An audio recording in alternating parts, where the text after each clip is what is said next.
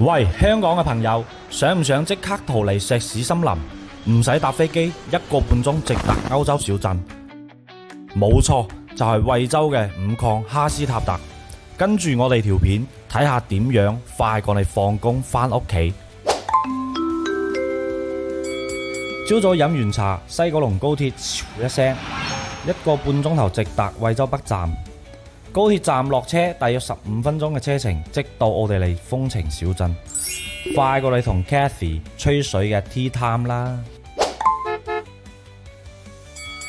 想慳返幾多？羅湖或者蓮塘口岸過關，轉乘大巴一樣咁 easy。深圳到項目車程約1個鐘，車費平過你食餐茶記啊！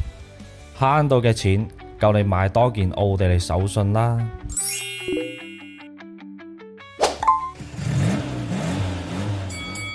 自己揸車仲爽啊！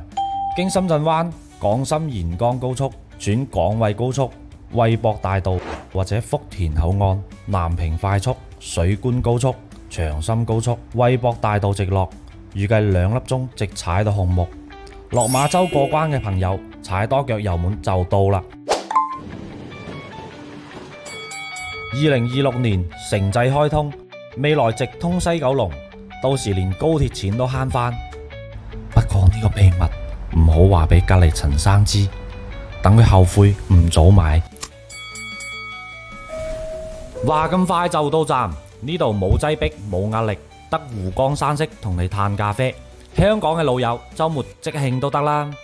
廣惠生活圈而家就 join，有興趣即刻聯絡美聯中國預約睇樓。